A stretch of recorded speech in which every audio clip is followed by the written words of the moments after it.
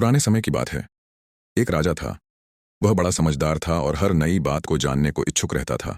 उसके महल के आंगन में एक बकौली का पेड़ था। रात को रोज नियम से एक पक्षी उस पेड़ पर आकर बैठता और रात के चारों पहरों के लिए अलग अलग 4 तरह की बातें कहा करता। पहले पहर में कहता, किस मुख दूध पिलाऊं, किस मुख दूध पिलाऊं। दूसरा पहर लगते बोलता, ऐसा कहूं न दीख, ऐसा कहूं न दीख। जब तीसरा पहर आता तो कहने लगता, अब हम करबू का, अब हम करबू का।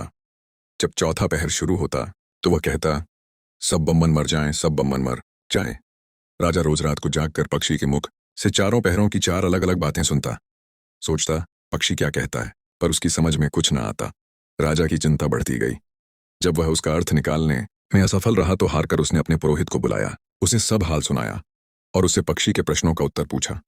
पुरोहित भी एक साथ उत्तर नहीं दे सका। उसने कुछ समय की मोहलत मांगी और चिंतित होकर घर चला आया। उसके सिर में राजा की पूछी गई चारों बातें बराबर चक्कर काटती रहीं। वह बहुतेरा सोचता, पर उसे कोई जवाब न सूझता। अपने पति को हैरान देखकर ब्राह्मणी ने पूछा, तुम इतने परेशान क्यों दिखते हो? मुझे बताओ, बात क्या है? पुरोहित ने कहा, क्या बताऊं, एक बड़ी ही कठिन समस्या मेरे सामने आ खड़ी हुई है। राजा के महल का जो आंगन है, वहां रोज रात को एक पक्षी आता है और चारों पहरों में नित्य नियम से 4 अलग अलग बातें कहता है। राजा पक्षी की उन बातों का मतलब नहीं समझा तो उसने मुझसे उनका मतलब पूछा, पर पक्षी की पहेलियां मेरी समझ में भी नहीं आती। राजा को जाकर क्या जवाब दूं, बस इसी उधेड़बुन में हूं।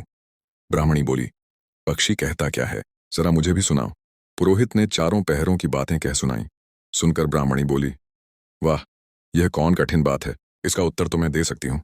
चिंता मत करो, जाओ राजा से जाकर कह दो कि पक्षी की बातों का मतलब मैं बताऊंगी। पुरोहित राजा के महल में गया और बोला, महाराज, आप जो पक्षी के प्रश्नों के उत्तर जानना चाहते हैं उनको मेरी स्त्री बता सकती है। पुरोहित की बात सुनकर राजा ने उसकी स्त्री को बुलाने के लिए पालकी भेजी। ब्राह्मणी आ गई। राजा रानी ने उसे आदर से बिठाया। रात हुई तो पहले पहर पक्षी बोला, किस मुख दूध पिलाऊं, किस मुख दूध पिलाऊं। राजा ने कहा, पंडितानी, सुन रही हो पक्षी क्या बोलता है? वह बोली, हाँ महाराज, सुन रही हूं, वह अधकट बात कहता है। राजा ने पूछा, अधकट बात कैसी? पंडितानी ने उत्तर दिया, राजन सुनो, पूरी बात इस प्रकार है। लंका में रावण भयो, 20 भुजा 10 शीश। माता ओ की जा कहे, किस मुख दूध पिलाऊं, किस मुख दूध पिलाऊं। लंका में रावण ने जन्म लिया है, उसकी 20 भुजाएं हैं और 10 शीश हैं। उसकी माता कहती है कि उसे उसके कौन से मुख से दूध पिलाऊं। राज बोला, बहुत ठीक, तुमने सही अर्थ लगा लिया। दूसरा पहर हुआ तो पक्षी कहने लगा, ऐसा कहूं ना दीख, ऐसा कहूं ना दीख। राजा बोला, पंडितानी, इसका क्या अर्थ है? पंडितानी ने समझाया, महाराज सुनो, पक्षी बोलता है, घर जंब नवदीप बिना चिंता को आदमी, ऐसा कहूं ना दीख, ऐसा कहूं ना दीख। चारों दिशा, सारी पृथ्वी, नवखंड सभी छान डालो, पर बिना चिंता का आदमी नहीं मिलेगा। मनुष्य को कोई ना कोई चिंता हर समय लगी ही रहती है। कहिए महाराज, सच है या नहीं? राजा बोला, तुम ठीक कहती हो। तीसरा पहर लगा तो पक्षी ने रोज की तरह अपनी बात को दोहराया, अब हम करबू का, अब हम करबू का। ब्राह्मणी राजा से बोली, महाराज, इसका मर्म भी मैं आपको बतला देती हूँ, सुनिए। 5 वर्ष की कन्या, 60 दई ब्याह, बैठी कर्म बिसूरती, अब हम करबू का, अब हम करबू का। 5 वर्ष की कन्या को 60 वर्ष के बूढ़े के गले बांध दो तो बेचारी अपना कर्म पीट कर यही कहेगी, अब हम करबू का, अब हम करबू का। सही है ना महाराज?